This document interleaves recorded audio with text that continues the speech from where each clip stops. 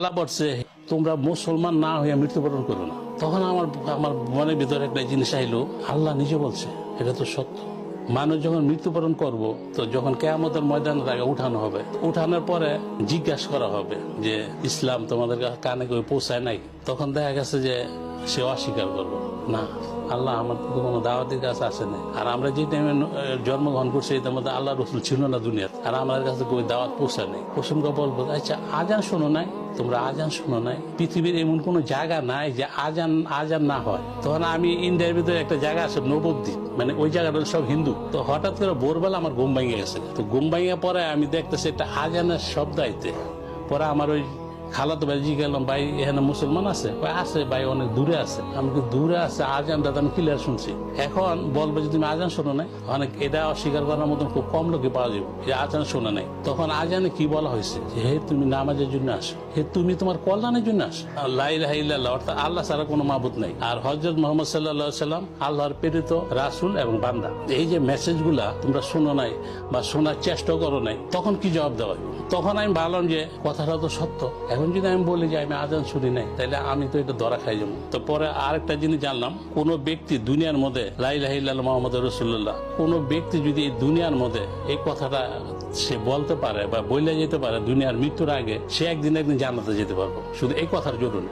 তো এখন আমি ভাবলাম এই সময় যদি আমি মারা যাই, তাহলে মারা গেলে আমার কি হবে? ডাইরেক্ট জাহান্নাম যেতে হবে। আর জাহান্নাম তো শুরু, কিন্তু শেষ নাই, এটা কোরআন আছে। তখন ভাবলাম যে কয় বছর, 60 বছর না 70 বছর বাঁচব, এই 70 বছরের জন্য অনন্তকাল, যেটা শেষ নাই। এত বছর আমার জাহান্নামে জ্বলতে হইব, আর ওইখান থেকে আমার কোনো মুক্তি নেই, মুক্তির কোনো পথ নাই।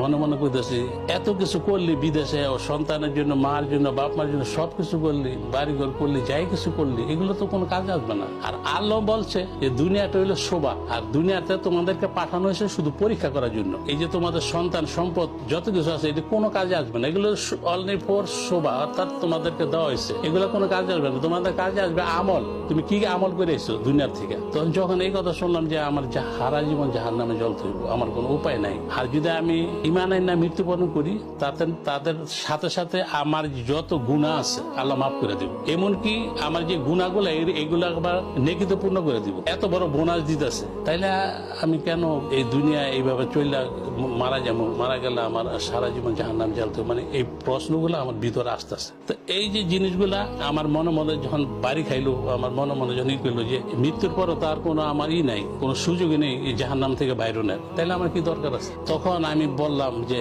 আল্লাহ, তুমি আমাকে একটা রাস্তা দেখাও। তখন মনে করেন আমার ভিতরে অন্য ধরনের একটা ফিলিংস আয়া পড়ছে, মানে পরিবর্তন আয়া পড়ছে। পরিবার, আমার মেয়ে আসলো, আমি বললাম যে আমি দুনিয়ার মধ্যে অনেক কষ্ট করছি, বাড়ি ঘর, টাকা পয়সা, সন্তান দিলে অনেক কষ্ট করছি, কিন্তু আমার বেনিফিট নাই। তো সন্তান খালি দিতে পারলে ভালো, না দিতে পারলে খারাপ। তো এতে আমি যে আমাকে দিতে পারবো আজীবন, আমি তার কাছে যাওয়া ভালো। তখন বলছে যে না, তুমি এই মুহূর্তে হইতে পারবো না, তুমি দেশে আই। আমি না, দেশে আওয়া যেত না, তোমাদের প্রবলেমটাকে বলো।